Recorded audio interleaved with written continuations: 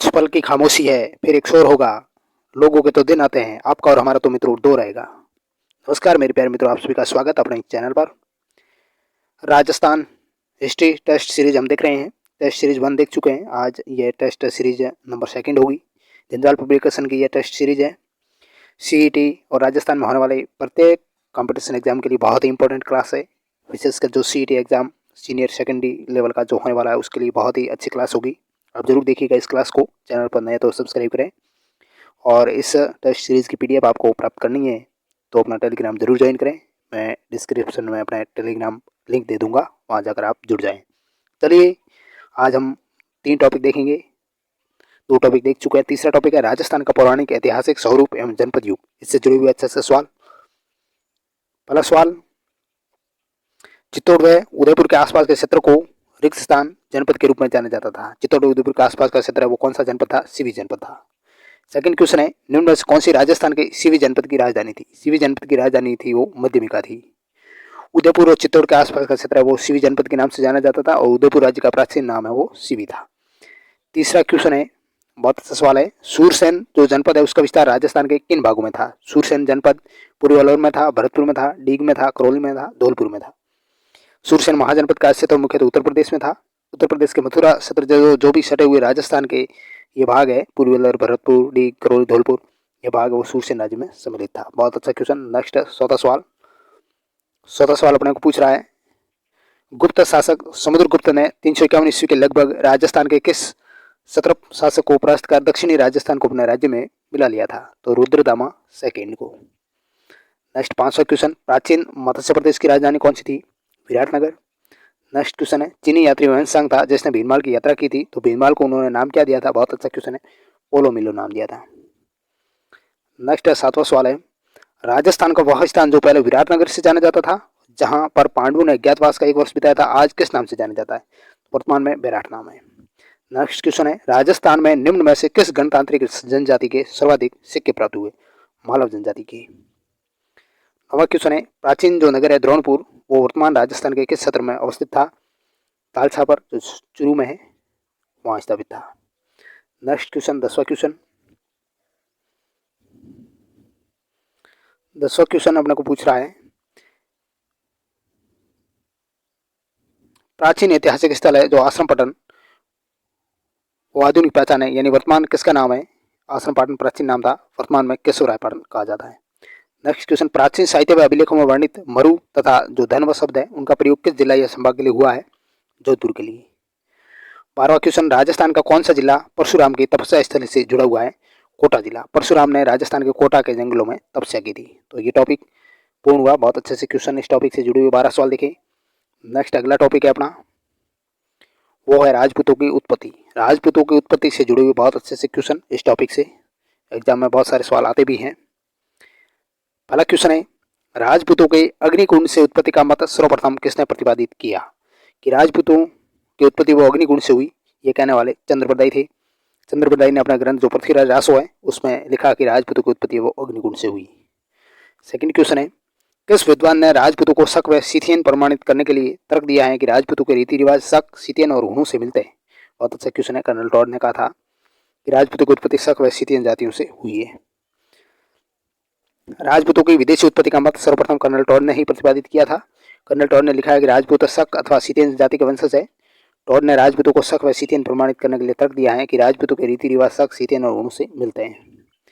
Next तीसरा question है, भारतीय इतिहास में निम्न में से किस अवधि को राजपूत काल कहा जाता है? तो वो अवधि है 7वीं से 12वीं शताब्दी, राजपूत काल कहलाती। नेक्स्ट 7वां सवाल है, राजपूतों को अग्निकुल क्षत्रिय किसमें कहा गया है? पृथ्वीराज रासो में। 5वां क्वेश्चन, निम्न में से सुमेलित नहीं है पहचान करना। राठौड़ है वो भरतपुर में थे, ये सही सुमेलित नहीं। मेवाड़ गोइल चौहान सांबर में, भाटी जैसलमेर में। राठौड़ राजवंश है वो जोधपुर, बीकानेर और किशनगढ़, और जाट राजवंश है भरतपुर और धौलपुर में थे। 7वां क्वेश्चन, निम्न में से किस विद्वान ने अग्निकुंड से उत्पत्ति के सिद्धांत का खंडन किया? खंडन करने वाले ये सारे थे doctor लसत Sharma, doctor Ishwari Prasad, doctor Gaurishankar ओझा। ये क्या कहते हैं? डॉक्टर गौरीशंकर ओझा तो लिखते हैं कि पृथ्वीराज रासो का सहारा लेकर जो विद्वान इन 4 राजपूत वंशों को अग्निवंशी मानते हैं तो ये उनके हर धर्मिता है। डॉक्टर दशरथ शर्मा व डॉक्टर ईश्वरी प्रसाद ने अग्निकुंड से उत्पत्ति के सिद्धांत को कल्पना मानते हुए खंडन किया है। और अग्निकुंड से उत्पत्ति कहने वाले कौन थे? पृथ्वीराज रासो, चंद्रवर्धई। नेक्स्ट क्वेश्चन 7वां, मनुस्मृति के अनुसार राजपूतों की उत्पत्ति बताई गई है। मनुस्मृति ब्रह्म या वैदिक आर्यों से राजपूतों की उत्पत्ति बताता है। नेक्स्ट क्वेश्चन 8वां क्वेश्चन है कि अग्नि पुराण के अनुसार राजपूतों की उत्पत्ति किससे संबंधित है, सूर्यवंशी या चंद्रवंशी से। अग्नि पुराण के अनुसार कृष्ण व अर्जुन जो चंद्रवंशी और राम लवकुश सूर्यवंशी के ये वंशज की राजपूत है। यानी कि अग्नि पुराण के अनुसार क्या है, कृष्ण व अर्जुन चंद्रवंशी है और राम व लवकुश है वो सूर्यवंशी, इनके वंशज की ये राजपूत जातियां हैं। नेक्स्ट 9वां सवाल अपने को पूछ रहा है, किस ताम्रपत्र से ज्ञात होता है कि राजपूत यूची जाति के वंशज है। यूची जाति के वंशज है वो ब्रोच गुर्जर नामक ताम्रपत्र, उसमें पता चलता है। नेक्स्ट क्वेश्चन, मुंडावर जो खेरतल तिजरा बहरोड और बांसुर जो कोटपुल्ली बहरोड है उनको प्राचीन काल में किस नाम से जाना जाता था, राठ या अहिरवाड़ के नाम से। बहुत अच्छा क्वेश्चन। नेक्स्ट 11वां क्वेश्चन है, निम्न में से कौन सा कथन सत्य नहीं है इनमें से। करौली की स्थापना विजयराज द्वारा 1060 ईस्वी में की गई, ये सत्य नहीं है। करौली की स्थापना विजयराज द्वारा 1040 ईस्वी में की गई थी, ये सत्य है। 1040 ईस्वी में की तो विजयराज ने थी, लेकिन 1040 में की थी। इसके अलावा बूंदी की स्थापना देवी हाड़ा द्वारा 1241 में की गई। प्रतापगढ़ की स्थापना प्रताप सिंह द्वारा 1699 में हुई और बागड़ की स्थापना समर सिंह द्वारा 1178 ईस्वी में हुई। 12वां सवाल, किस शिलालेख के आधार पर कहा जा सकता है कि राजपूतों की उत्पत्ति ब्राह्मणों से हुई है, बिजलिया शिलालेख। 13वां क्वेश्चन, किस शिलालेख के अनुसार प्रतिहार राजपूत ब्राह्मण हरिश्चंद्र तथा उनकी पत्नी भद्रा की संतान थी।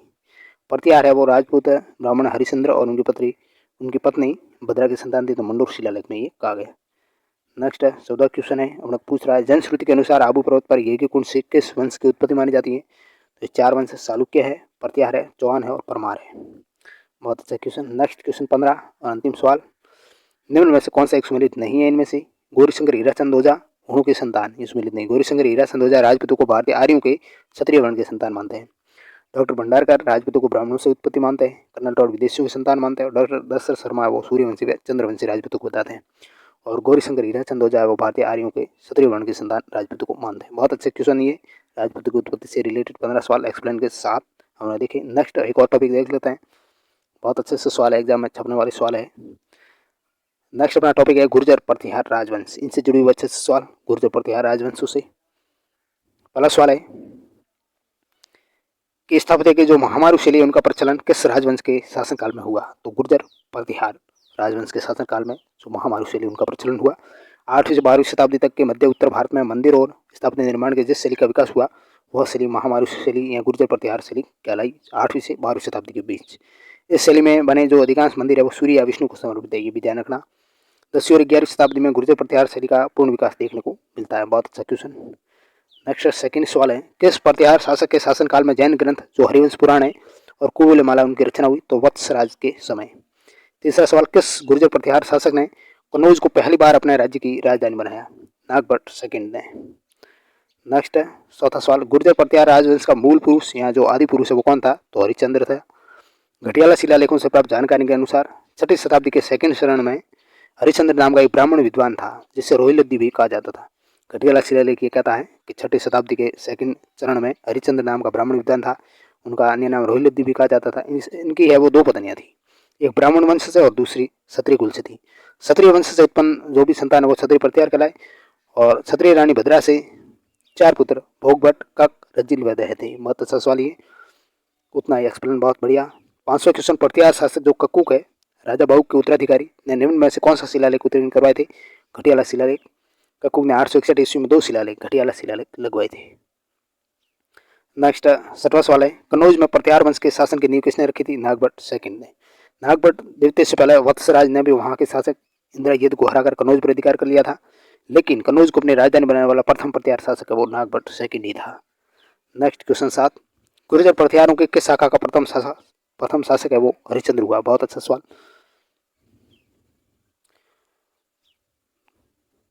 वो मंडोर शाखा। नेक्स्ट 8वां क्वेश्चन, मंडोर के प्रतिहार माने जाते हैं क्षत्रिय। डॉक्टर गौरीशंकर हीराचंद ओझा ने प्रतिहारों को क्षत्रिय बताया है। नेक्स्ट 9वां क्वेश्चन, 9वां सवाल अपने को पूछ रहा है, ओसिया जो जोधपुर ग्रामीण पड़ता है में महावीर स्वामी को समर्पित जो जैन मंदिर है उनका निर्माण किस राजा के काल में हुआ था। वत्सराज के समय। वत्सराज से मत का अनुयायी था। उन्होंने ओसिया जो जोधपुर ग्रामीण में एक सरोवर और महावीर स्वामी के एक मंदिर बनवाया जो कि पश्चिम भारत का प्राचीनतम जैन मंदिर भी माना जाता है। नेक्स्ट 10वां क्वेश्चन है, ग्वालियर अभिलेख का संबंध है वो किस प्रतिहार शासक से है? मिहिर भोज से। मिहिर भोज के समय का जो सर्वाधिक प्रसिद्ध अभिलेख ग्वालियर प्रशस्ति है, इसमें कोई तिथि अंकित नहीं है। इसकी लिपि उत्तरी ब्राह्मी और भाषा है वो संस्कृत है। बहुत अच्छा सवाल। नेक्स्ट 11वां क्वेश्चन, प्रतिहारों की भीनमाल शाखा है, उनका संस्थापक कौन था? नागभट्ट प्रथम था। नागभट्ट को भीनमाल यानी जालोर शाखा का संस्थापक माना जाता है। यह मंडोर शाखा से था। भीनमाल के इस शाखा को रघुवंशी प्रतिहार शाखा भी कहते हैं। बहुत अच्छा सवाल। नेक्स्ट 12वां क्वेश्चन, ग्वालियर अभिलेख में किस प्रतिहार शासक को मल्लेशों का नाशक कहा गया? बहुत अच्छा सवाल है। नागभट्ट प्रथम को ग्वालियर अभिलेख के अनुसार नागभट्ट ने मल्लेश जो अरबी थे उन सेना को पराजित कर अपने साम्राज्य का विस्तार किया। तो नागभट्ट प्रथम को प्रतिहार साम्राज्य का वास्तविक संस्थापक कहा जाता है। बहुत अच्छा सवाल। प्रतिहार साम्राज्य का वास्तविक संस्थापक नागभट्ट प्रथम। नेक्स्ट 13वां क्वेश्चन, निम्न में से किस शासक को प्रतिहारों का पितृहंता कहा जाता है? मिहिर भोज को। मिहिर भोज ने अपने पिता जो रामभद्र थे उनकी हत्या कर शासक ही बना था, इसलिए इसे प्रतिहारों में पितृहंता कहा जाता है, मिहिर भोज को। नेक्स्ट 14 सवाल है, जो चीनी यात्री हेनसांग था उन्होंने गुजरात प्रदेश की राजधानी क्या बताई थी? पीलामोलो या भीनमाल। नेक्स्ट 15वां क्वेश्चन, इसका एक्सप्लेन देखते हैं। पहले चीनी यात्री हेनसांग थे जिन्होंने गुर्जर प्रदेश की राजधानी भीनमाल यानी पीलामोलो को बताया है। उन्होंने अपने पुस्तक ची यूकी में गुर्जर प्रतिहार शब्द का संबोधन किया है। पुस्तक लिखी ची यूकी हेनसांग ने और गुर्जर प्रदेश की राजधानी भीनमाल का यानी पीलामोलो को बताया। नेक्स्ट क्वेश्चन 15वां सवाल है, किस अरबी यात्री ने 851 ईस्वी में मिहिर भोज के संबंध में वर्णन किया है? सुलेमान ने। अरबी यात्री था सुलेमान, उन्होंने 851 ईस्वी में मिहिर भोज के समय भारत की यात्रा की थी। इनकी पुस्तक थी किताब उल सिंध वल हिंद। बहुत अच्छी किताब इनकी उल सिंध वल हिंद। इन्होंने गुर्जर प्रतिहार राजवंश की सैन्य शक्ति और समृद्धि का भी उल्लेख किया है। नेक्स्ट 16वां क्वेश्चन, निम्न में से कौन सा शासक अपने चेदी सामंत कोकल देव प्रथम की सहायता से विजय होकर कन्नौज की गद्दी पर बैठा? भोज सेकंड। नेक्स्ट क्वेश्चन, किस प्रारंभिक गुर्जर प्रतिहार शासक ने मंडोर को अपनी राजधानी बनाकर राजसूय यज्ञ किया था? तो रज्जिल ने। बहुत अच्छा सवाल है। हालांकि रज्जिल से पहले भी प्रतिहार शासकों की राजधानी मंडोर ही थी जो हरिश्चंद्र के समय से थी। रज्जिल हरिश्चंद्र का तीसरा पुत्र था। नेक्स्ट क्वेश्चन 18 है, निम्न में से मंडोर शाखा के शासकों के क्रम का सही विकल्प क्या है? रज्जिल पहले, फिर नरभट्ट, फिर नागभट्ट प्रथम और फिर सिलूक। नेक्स्ट क्वेश्चन, निम्न में से किस शाखा को रघुवंशी प्रतिहार शाखा भी कहा जाता है? भीनमाल शाखा को। 20वां क्वेश्चन है, भीनमाल शाखा के कौन से शासक को नागावलोक भी कहा जाता था? नागभट्ट प्रथम को। नेक्स्ट क्वेश्चन नंबर 21, निम्न में से भीनमाल शाखा के प्रतिहारों को उनके शासनकाल के अनुसार व्यवस्थित करना है? नागभट्ट प्रथम पहले, फिर वत्सराज, फिर नागभट्ट सेकंड और फिर मिहिर भोज। नेक्स्ट 22वां सवाल है, किस प्रतिहार शासक के दरबार में कर्पूर मंजरी और काव्य मीमांसा का लेखक राजशेखर था? महेंद्रपाल प्रथम के दरबार में। बहुत अच्छा सवाल। कर्पूर मंजरी काव्य मीमांसा का लेखक राजशेखर था, वो महेंद्रपाल प्रथम के दरबार में था। प्रतिहार शासक महेंद्रपाल प्रथम। बहुत अच्छा सवाल है, यहाँ से सवाल उठा भी है। नेक्स्ट 23 क्वेश्चन,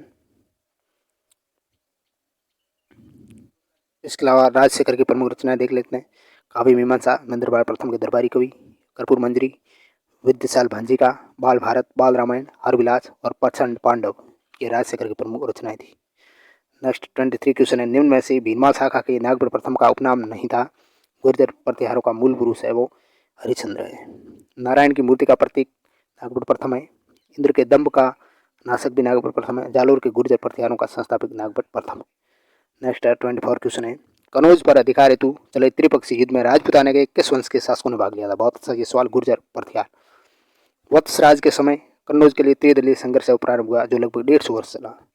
किनके शासक के समय ये शुरू हुआ? वत्सराज के समय। वत्सराज के समय कनौज उत्तर भारत का प्रमुख केंद्र बनता जा रहा था। अतः कनौज पर पूर्वी बंगाल के पाल वंश, दक्षिण के राष्ट्रकूट वंश व गुर्जर प्रतिहार वंश के शासकों की नजर थी कनौज पर। इन तीनों वंशों की कनौज को लेकर उक्त तीनों राजवंशों में संघर्ष हुआ था। इस त्रिपक्षीय संघर्ष के दौरान कनौज पर इंदिरा युद्ध व चक्रा युद्ध नामक शक्ति विहीन अयुद्ध वंश के शासकों का शासन था और इस संघर्ष का प्रारंभ है वो वत्सराज ने किया, गुर्जर प्रतिहारों ने किया था। नेक्स्ट 25वां सवाल है, गुर्जर प्रतिहार शासक मिहिर भोज है, उनके बारे में कौन सा कथन असत्य है? तो इसे भोज सेकंड के नाम उपनाम से जाना जाता था, यह सत्य है। इसे भोज प्रथम उपनाम से जाना जाता था मिहिर भोज को। यह प्रतिहारों का सबसे शक्तिशाली शासक भी था। यह अपने पिता रामभद्र की हत्या कर शासक बना था, प्रतिहारों में पितृहंता कहलाने वाला। ग्वालियर अभिलेख में इसकी उपाधि आदिवराह का भी वर्णन मिलता है। बहुत अच्छा सवाल ये। नेक्स्ट 26 क्वेश्चन है, किस प्रतिहार शासक ने 837 ईस्वी में मंडोर में विष्णु मंदिर की प्रशस्ति जिसमें मंडोर के प्रतिहारों की नामावली दी गई है? बाउक। नेक्स्ट क्वेश्चन, प्रतिहार शासक जो महेंद्रपाल प्रथम है वो किसका उत्तराधिकारी था? मिहिर भोज का। प्रतिहार शासक महेंद्रपाल प्रथम मिहिर भोज का पुत्र था और इनकी माता का नाम क्या था? चंद्रा भट्टारिका, जिनके दरबार में राजशेखर था दरबारी कवि। बहुत अच्छा ये सवाल है। नेक्स्ट क्वेश्चन 28 सवाल, प्रतिहार शब्द का शाब्दिक अर्थ क्या होता है? द्वारपाल। गौरीशंकर हीराचंद ओझा है, उन्होंने प्रतिहारों को जाति न मानकर पद से संबंधित माना है। इस पद से उस व्यक्ति का बोध होता है जो राज दरबार या महल के द्वार रक्षक के रूप में सेवा करे। नेक्स्ट क्वेश्चन 29 क्वेश्चन सुमिलित करना है सूची 1 को, जो शासक है, और सूची 2 में राजवंश है। विग्रहराज है, विग्रहराज स्वान शासक थे, और हरिश्चंद्र है वो प्रतिहार शासक थे। बप्पा रावल है वो गोहिल वंश के शासक थे। जयचंद है वो गहरवाल राजवंश का शासक था। बहुत अच्छा सवाल है। तीसरा और आखिरी सवाल इस टॉपिक से जुड़ा हुआ, त्रिदलीय संघर्ष के दौरान कन्नौज पर सर्वप्रथम अधिकार करने वाला प्रतिहार शासक कौन था? वत्सराज था। बहुत अच्छे सवाल हमने देखे आज 3 टॉपिक से जुड़े हुए, लगभग 60 के आसपास सवाल देखे, एक्सप्लेन सहित सवाल, बहुत अच्छे सवाल एग्जाम में छपने वाले सवाल, विशेषकर जो सीईटी वाले हाल फिलहाल एग्जाम होने वाले हैं उनके लिए बहुत इंपॉर्टेंट क्लास है। और राजस्थान में जो सभी प्रतियोगी परीक्षाएं जो आने वाली है उनके लिए इंपॉर्टेंट क्लास साबित होगी। आप इस क्लास को एंड तक जरूर देखिएगा। चैनल पर नए तो सब्सक्राइब करें और पीडीएफ प्राप्त करने के लिए टेलीग्राम जरूर ज्वाइन करें। अंत में यही कहूँगा, मंजिलें भी जिद्दी है, रास्ते भी जिद्दे हैं, देखते हैं कल क्या होगा, क्योंकि अपना हौसले भी तो जिद्दी हैं। और भी आपको मॉडल पेपर सीईटी के प्राप्त करने हैं तो प्ले लिस्ट में जाकर वहाँ जरूर देखिएगा, सारे मॉडल पेपर मौजूद है और हम मॉडल पेपर की रोजाना क्लास भी ले रहे हैं, वो भी जरूर देखिएगा। चलिए नेक्स्ट मिलते हैं, तब तक के लिए थैंक यू वेरी मच।